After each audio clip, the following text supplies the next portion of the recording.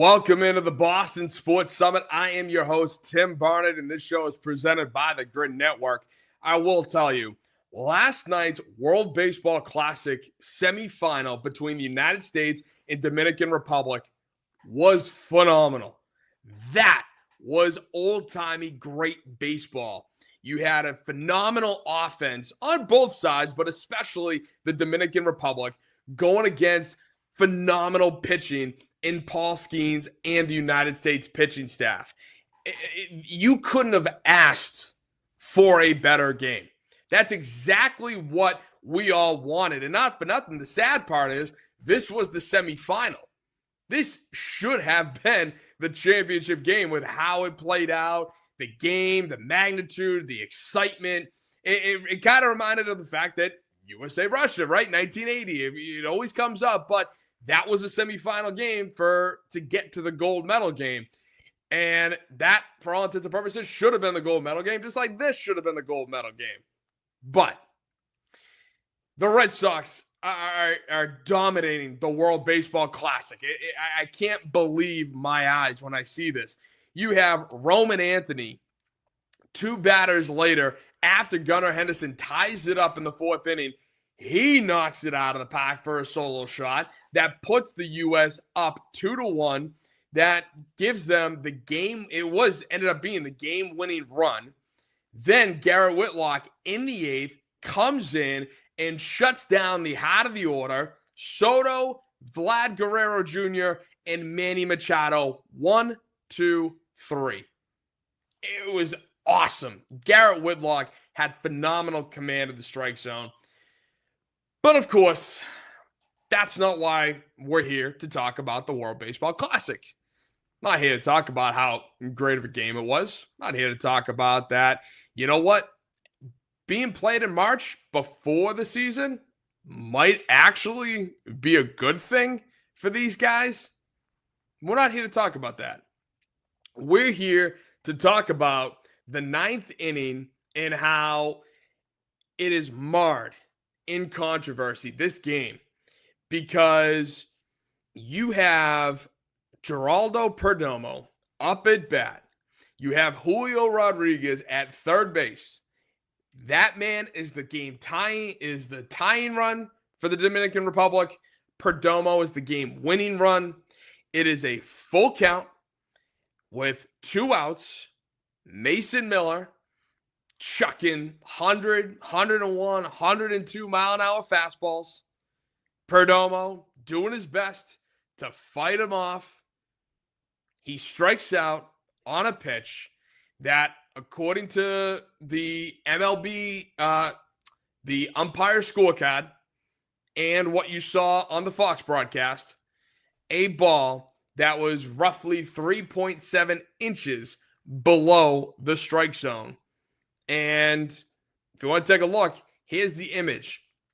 It's a little hard to see, but if you can make out that little baseball right at the catcher, you can see the arrow pointing to it, right at the catcher's sweet spot.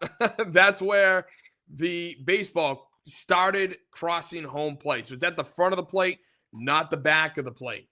And that's what everybody's talking about because the umpire called that strike 3. Ball game over. USA wins. We're going on to the World Baseball Classic final again. Now, is it easier for me to talk about this game being on the winning side of that? Of course it is. Can I break this game down like an objective broadcaster? Of course I can. Why? Because that was clearly a ball. I'm not blind. I'm not stupid. That's a ball. I will agree with that. And is 3.7 inches an egregious miss? Yes. I don't see anyone else denying that. Do you? But this isn't the first time that this umpire has called a low strike zone. Balls below the strike zone, he's called multiple strikes. So when you're looking at that on both sides, you should see that, hey, this guy's calling it pretty low, so let's go up there. And if we see anything low, we're going to have to swing at that unless it goes in the dirt.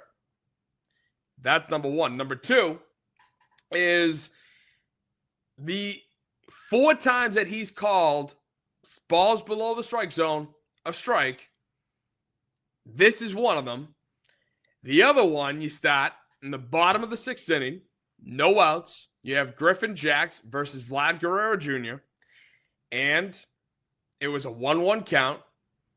Jax threw a pitch that missed by 0.13 inches, and it was ruled a strike. Okay, so now it's a 1-2 count. Later on, in the bottom of the 8th, my boy Garrett Whitlock is going against Juan Soto. It's a 1-2 count. No outs, no one on. And Whitlock, according to the umpire scorecard, missed by roughly 1.8 inches that the home plate umpire ruled strike 3. So Juan Soto sits down. Now you got 1 out in the bottom of the 8th inning. And then this is where I feel like no one wants to talk about this because it doesn't fit the narrative. And in the bottom of the 7th, who else but Geraldo Perdomo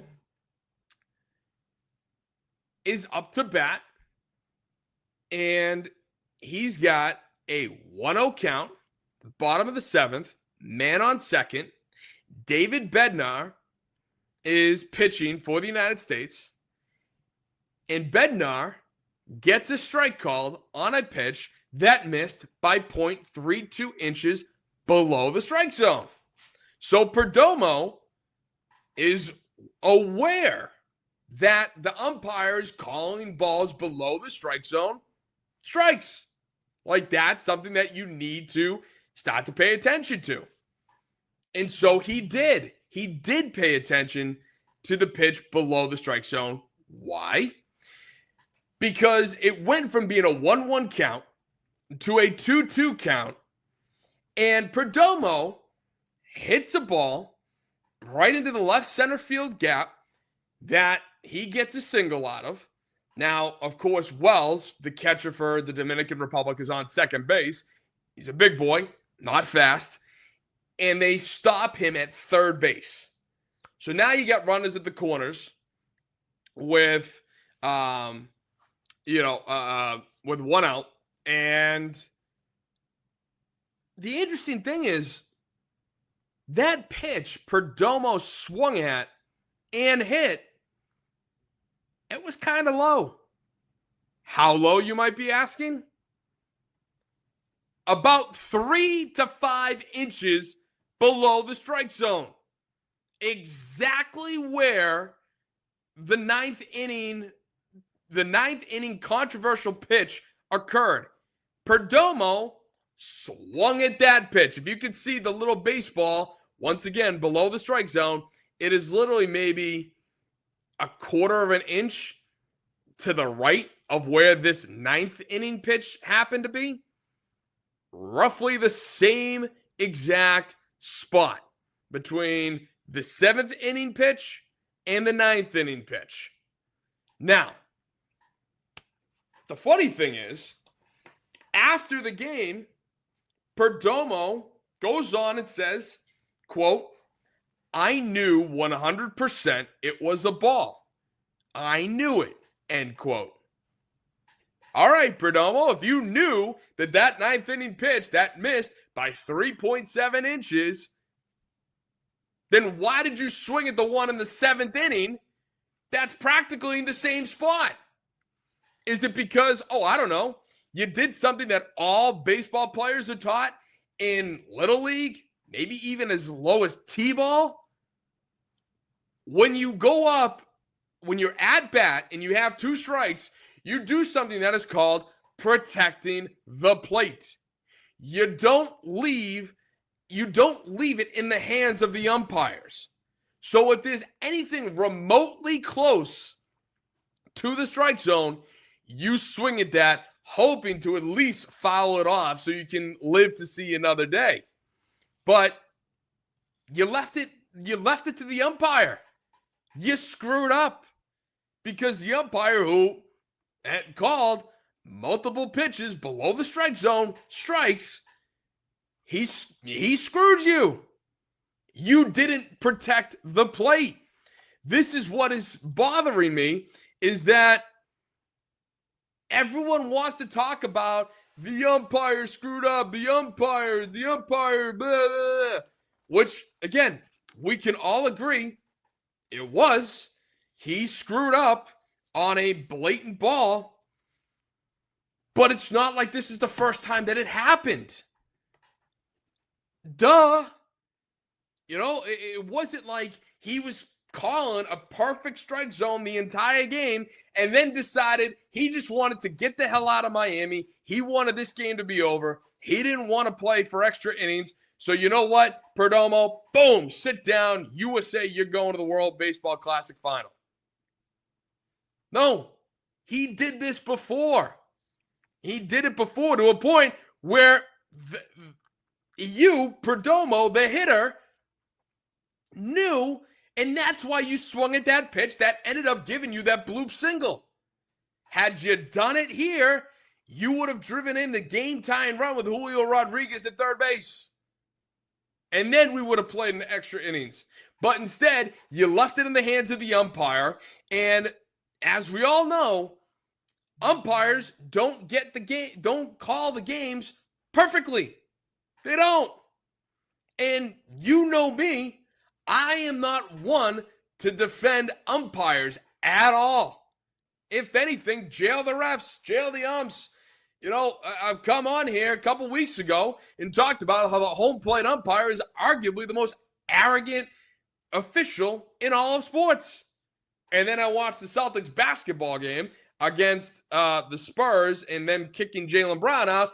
And then I kind of had to rethink that and be like, actually, no, I think the NBA umpire officials are the most arrogant officials in all of sports. But what I am doing right now is not coming out here to defend this umpire. I'm not. Because I don't like how umpires can dictate games off of bad calls. It sucks. It leaves you not only brokenhearted because your team lost, but it leaves you a different kind of brokenhearted because not only did your team lose, but you kind of got screwed. And so there's no way to overcome that. And we've seen that time and time again when it comes to Major League Baseball. You know, umpires have blown games based on bad calls. Go back to 1991 as an example. Braves, Twins. You got a runner on first who he gets a base hit. He's coming back. They throw the ball to first base. And what happens? The first baseman for the Twins legitimately lifts the guy's leg up and they rule the runner out because he was off the bag, even though the first baseman was clearly lifting his leg up. That was still on the bag.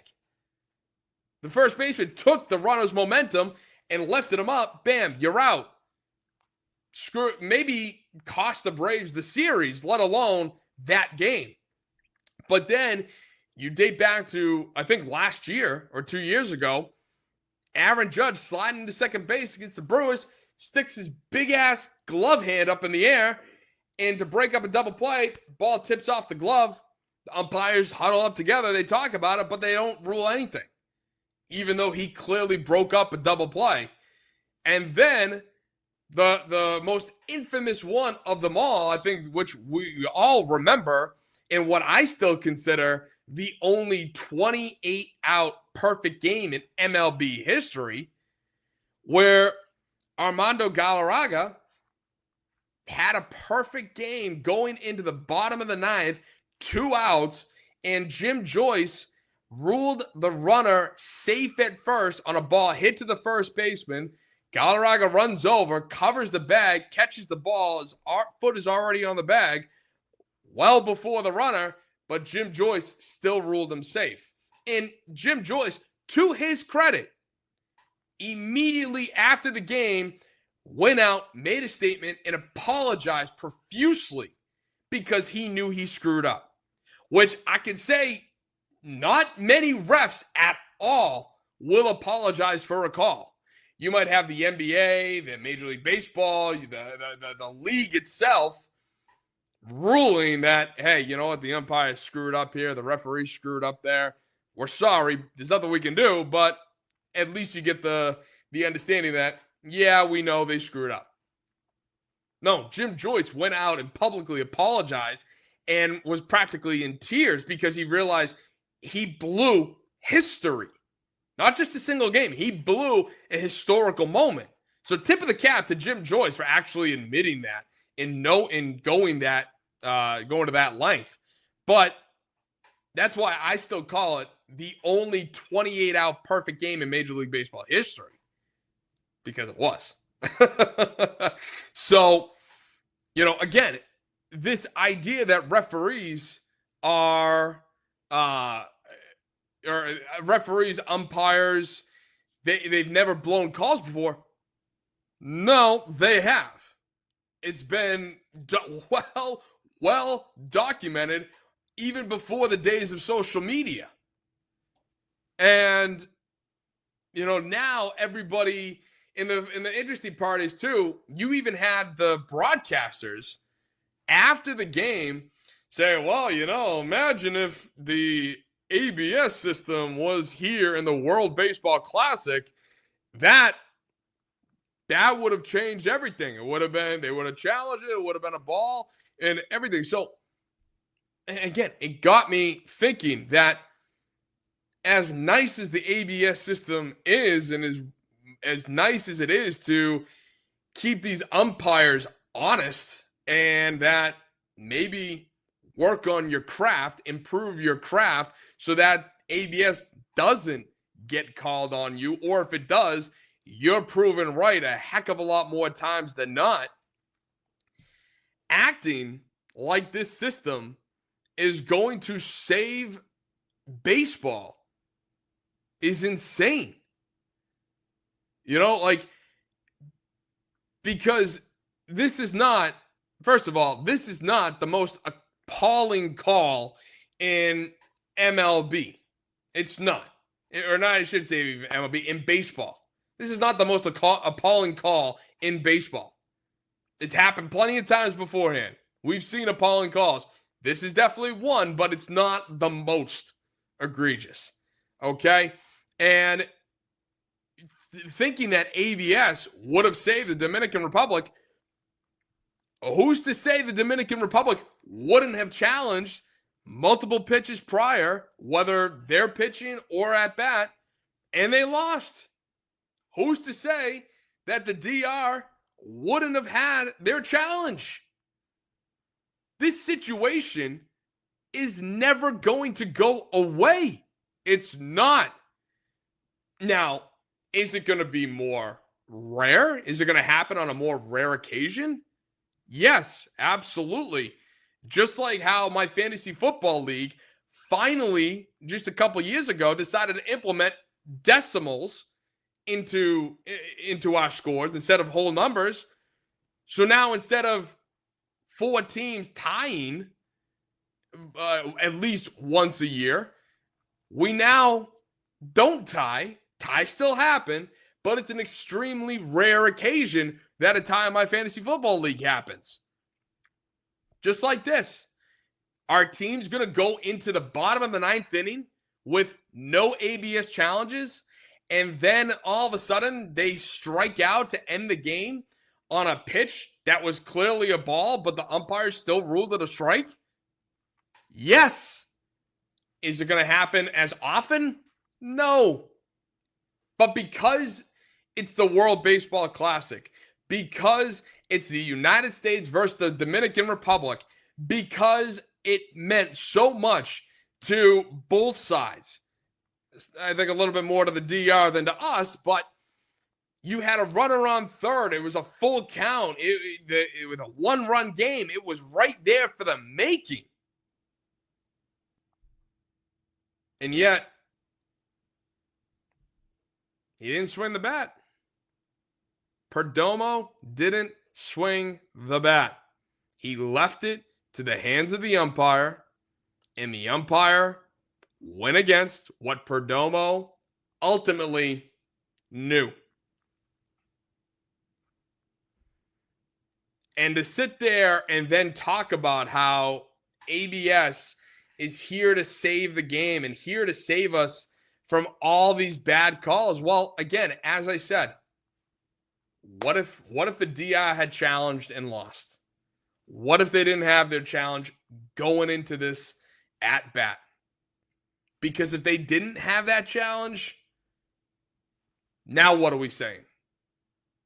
We're still saying that that's a ball and that it sucks and blah blah blah. But then we're not blaming the ABS system. We're blaming the players. We're blaming the manager for mismanaging their challenges. So at the end of the day, if they lost it, if they lost those challenges, the Dominican Republic would have been SOL with Perdomo up at bat. It's that simple. And as I stated at the start of this episode, is it easier for me to stay on this side of the fence and, and be able to talk about it in this way? Of course. My team won. I was pumped. I was nervous as heck watching that game last night. Especially once we had the lead and started to get to 6th, 7th, 8th, 9th inning. And Mason Miller, I was ready to knock him into next week with the way he was just all over the board. It's easier for me to talk about this. I'm not denying that. But at the same time, I'm also trying to be objective as possible, which is why I'm bringing up Perdomo in the 7th inning. He should have known that this umpire calls those strikes low. And yet he wants to sit there and get mad. Like, dude, you already went through this in your last at bat. Okay? So take some accountability. Realize that, hey, I shouldn't have put it in the hands of the umpire. I should have done what was best and just try to get a hack on it. Or at least foul it off somehow. Get my bat on it. But, I mean, hey, at the end of the day, those are my thoughts on this phenomenal game that was played last night. What are your thoughts? Comment down below. You got all my socials right here. You can find me at Instagram, Boston Sports Summit. You can find me on X. Did a lot of tweeting about this game last night at BOS Sports Summit. You can also see all the clips and stuff on YouTube, Boston Sports Summit. Don't forget, you got to check out the Grid Network, bunch of great content creators, great sports guys. So check it out there. But let me know. Comment down below. Like, share, subscribe. It only takes a simple click of the button. Not even half a second. So if you would do me that favor, that would be phenomenal. Otherwise, again, what are your thoughts? I already said, I know it's a ball. It was a ball. But the last thing you want to do in a game like this is put everything in the hands of the umpire. So, I don't know. It was interesting, to say the least. Otherwise, thank you so much for tuning in. I hope you had a great time. You learned a lot. And as always, God bless. Thank you so much. I really do appreciate you guys. Thank you.